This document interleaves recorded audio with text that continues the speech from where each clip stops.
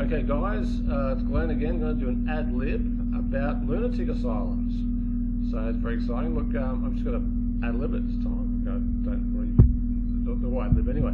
Look, lunatic asylums are great, aren't they? Because we can look at them and say, well, why is this the way it is? Kew Lunatic Asylum. I'm going to think about the southern parts of the country. Let's look at,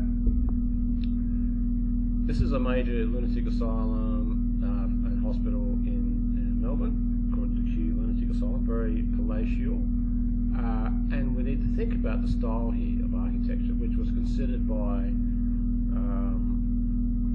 some people visiting in the 19th century. That was kind of already outdated.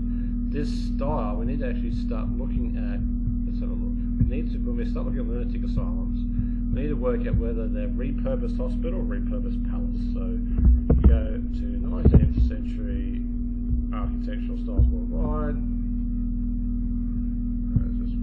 Oh no, that's terrible. Okay, that's too complicated. Okay, unfortunately, I don't like using Wikipedia instructions. There's something called a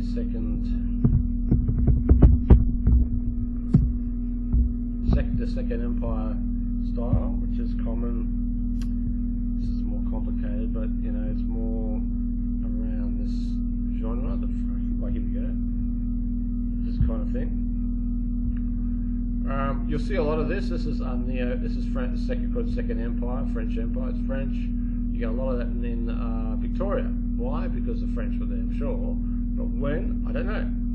Now, this is what they say about this sort of style. They say, okay, they're revisionist everything. They did everything in the 19th century came back into fashion. Everything. Edwardian, Roman, caveman, you know, anything. Oh, I just did it again.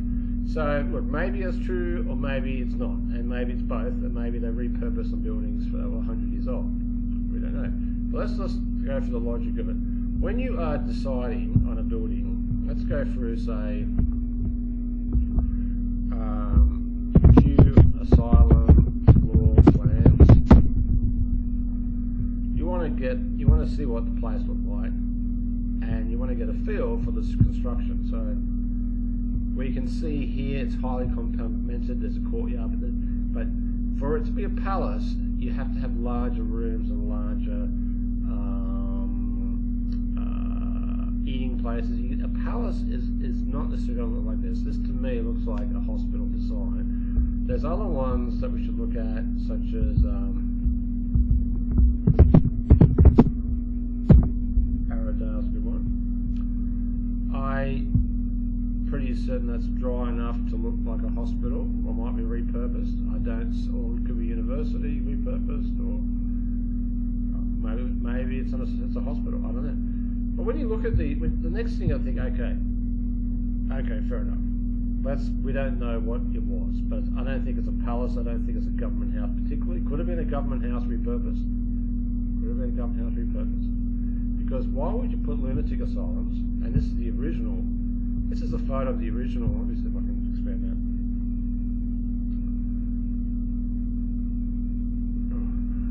Sorry, but let's say here's the. Here's an old photo of it. There's a lot of interesting information. There's a lot of interesting information about this. Like, look at how expansive it is, and the interesting aspects of when you start looking at some of these concepts. Archive of 150,000 historical documents and lunatic asylums in Victoria.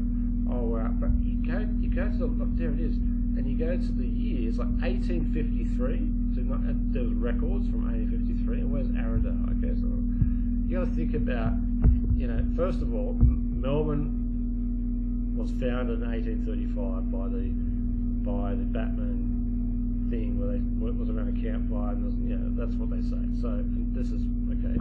That's what they say. They say Arradale. That's what they say. Okay. So how do they do this? So Arradale, Victoria, where is it? Well, it's obviously got to be close to Port Phillip, because because hey, I mean, if it was 1835, then it's not going to take long for the colony to expand so much in just no time at all. So that obviously, so many people And they're just going to go crazy. And oh look, it's not that close at all. What is it?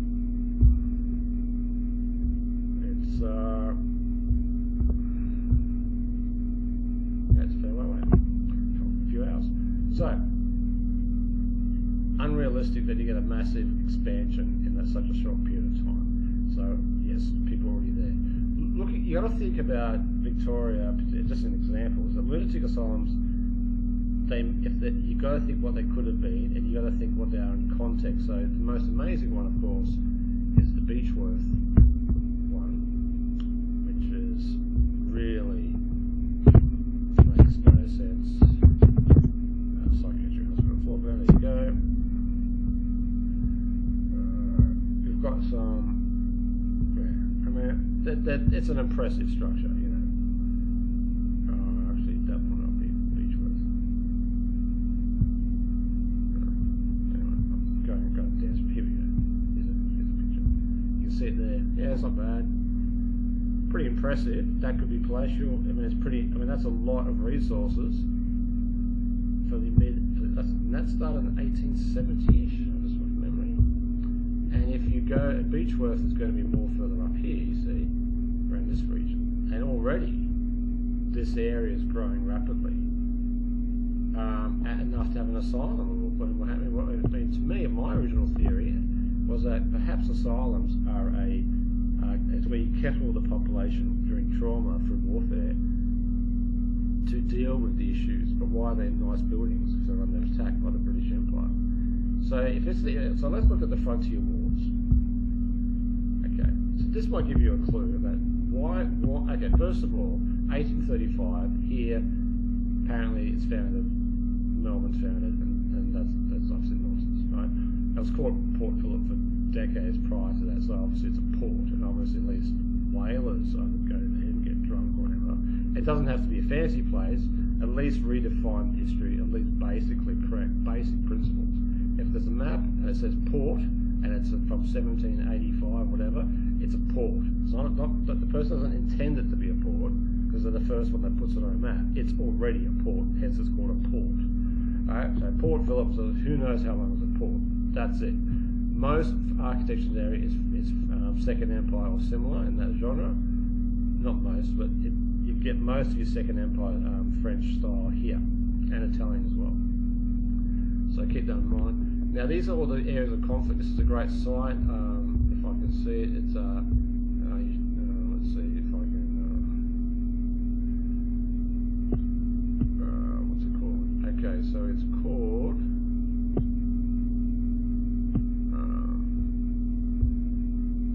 I'll put it in the description. Okay, so what you can do is you can click on these things. Let's go to somewhere around Ballarat, or let's go for here.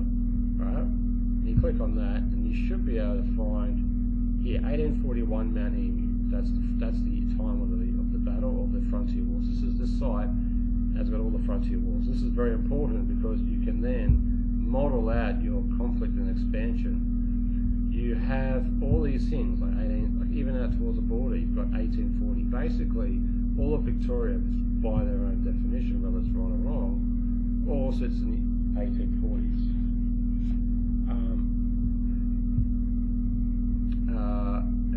And so on. So you've got to take that into account. Now, that's still 15, 20, 30 years out of step. If you go to here, where Beechworth is, near Beechworth anyway, it's 1842. So the Beechworth Hospital, they say, is 1870s. Either way, if you look at, like, if you go back to Beechworth, that's this amazing hospital, become lunatic asylum, but you go like Beechworth,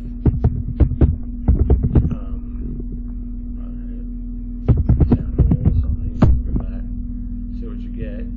Beechworth Town Hall, 4th Street, okay. I don't know what they say about it. It's got to get a date on it, actually. It's quite nice, isn't it?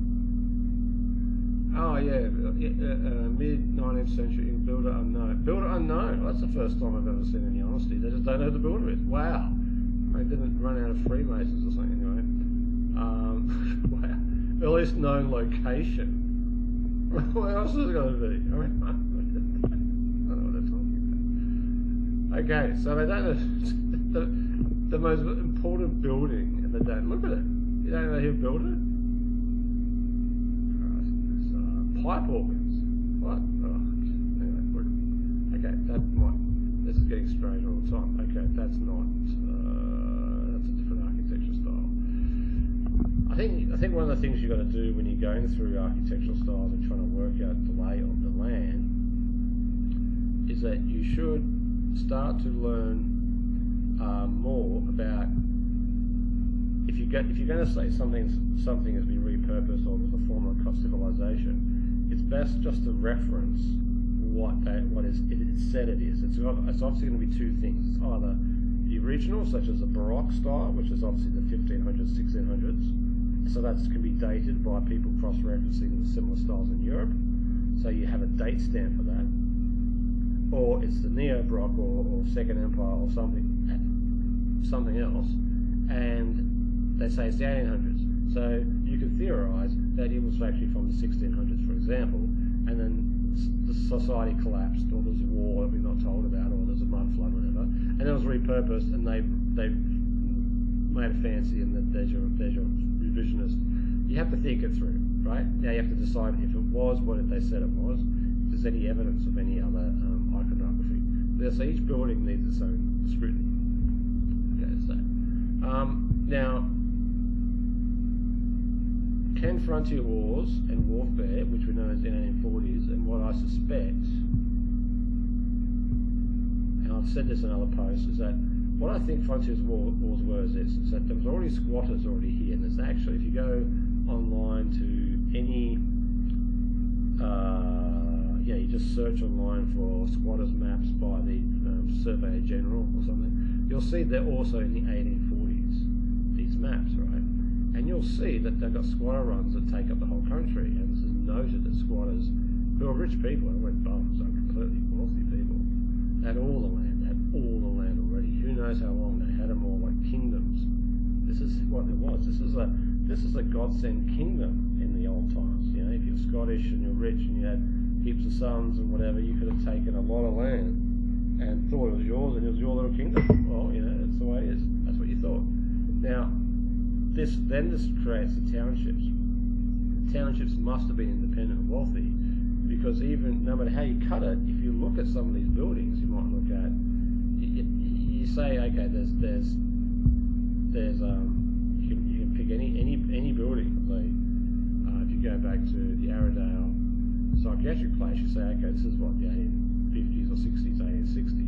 So it's this 1860s, it's only 25 years after apparently Batman stood behind a campfire and got 5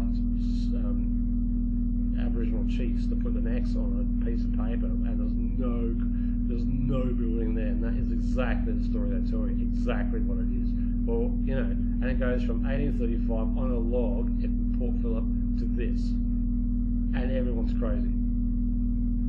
And this is a lunatic stuff. How many people are there so that you need this for a hospital? What is going on? Is it a war hospital? Is it a lunatic asylum? Is it a joke? Is it? I mean, it can't be a palace. It can't be a university. What is it? It probably is is it barracks? Is it barracks? Maybe it's barracks. I don't think so.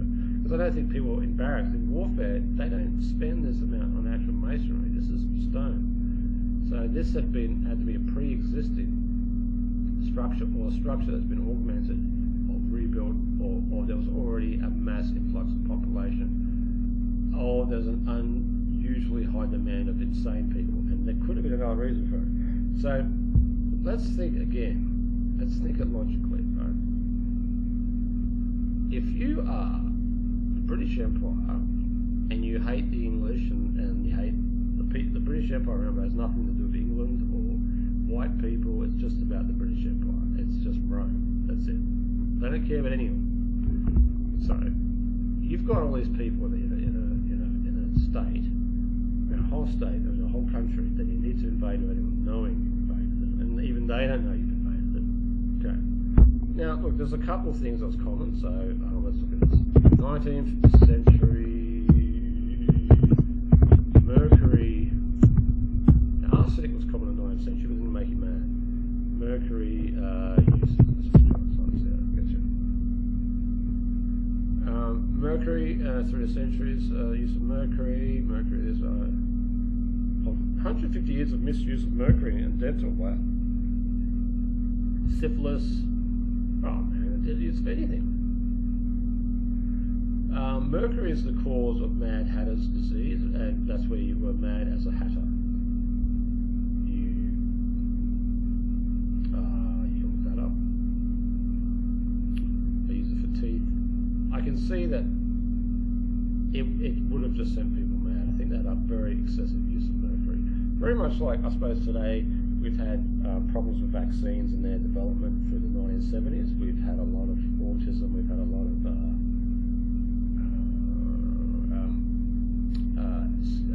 nut allergies and that kind of thing, most likely as a result. And of course they don't care, and then they change it anyway, and then things get better because they don't tell you that they've just rebatched the vaccine. It has less side effects, and then they carry on. So it would have been much the same. Here we're dealing with mercury, which actually would cause badness, and that is guaranteed. And sickness, and so and the thing about this is that when you are introducing a toxin to the population, it deprives the population of its rights. Now, you can go through all of the 19th century issues of cholera, mercury. You would have had most of the people, probably in the early 19th century, probably just living a natural life. And then, as more, as the friendly societies come in, let's have a look at friendly societies. Sorry, mate, look at friendly societies, Australia. They're so nice. They're the loveliest people. They're just so lovely. But don't forget to smile with sympathy. Oh, look at this. There's 3 enemies. Secret societies, friendly societies, and historical societies. Alright, 19th century Australia with the prospects of plague, when many workers, and they're there to help you. We're so socially oriented, lots of meetings, and they started, when was the first one? Right.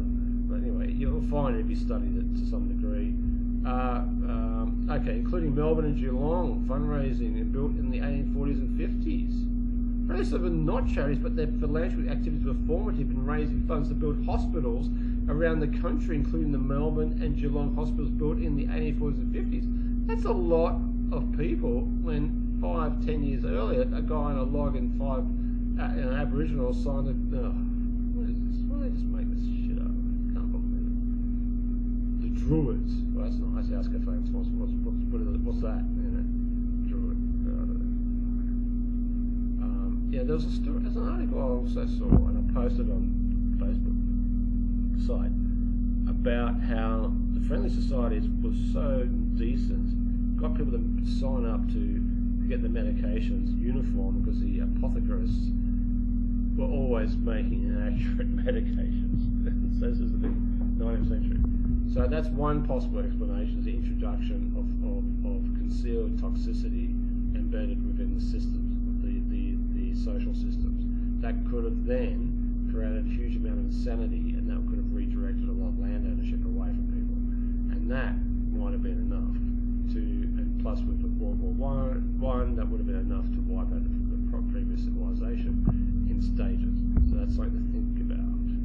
So Mercury, think about this, right? Think about this. It's going to be, you have to think about the diffusion of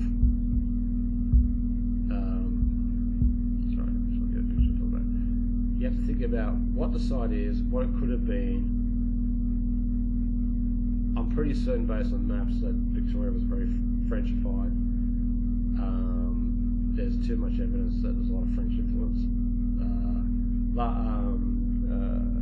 The Huguenot guy, Latrobe, was probably put in there to infiltrate, to pretend to be like them, and undermine it. I'd say that the place was usurped, and it's a horrific scar. I'd say that if you went straight to,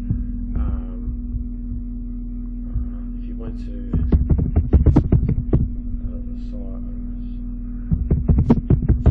Adelaide, 19th century. Alright, you went there, you're going to get something really, okay.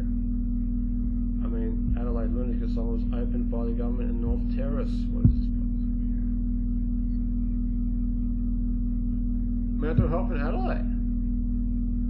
Oh, look at that. Oh, isn't that pretty? Well, I can tell you one thing, that ain't French, really. Does it look French to you? It's Adelaide. What does it mean? It means it's more Germanic. Yes, it's more Dutch or Germanic, and lo and behold, it absolutely looks like that. And look how big it is. Isn't that nice? They really take care of their lunatics. I mean, the sick people mentally.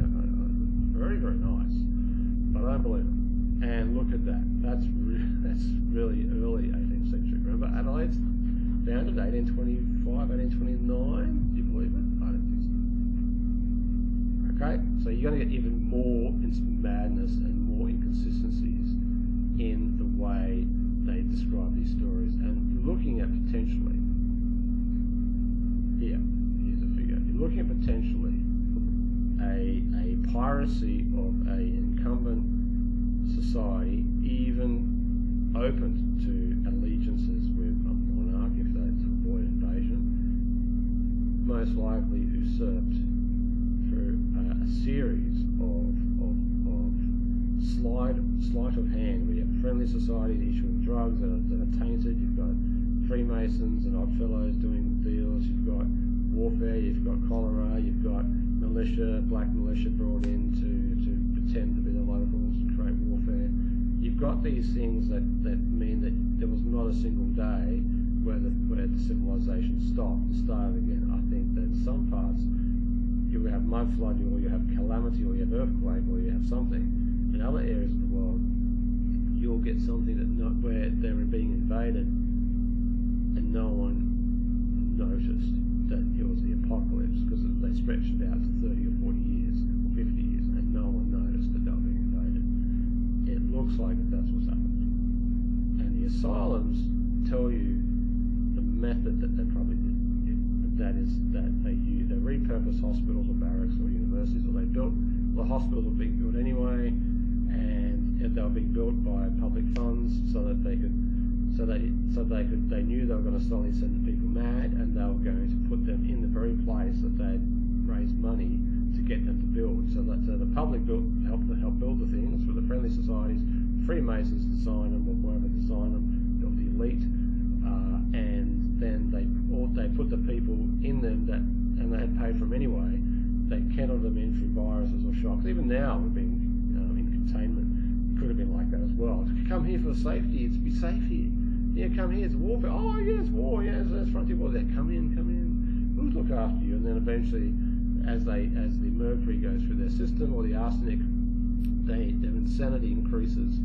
And I think that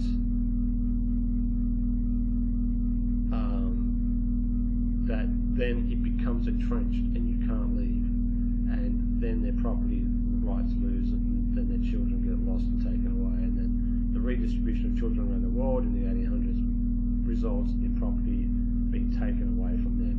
And this needs to be understood thoroughly, because most of the major landholders that took land and can trace their family back to the early 1800s are most likely completely guilty and probably own titles to that land. I mean, obviously, aside from the First Nation peoples, which obviously are the custodians. Thanks very much for that. Hopefully I didn't mumble too much. Thank you.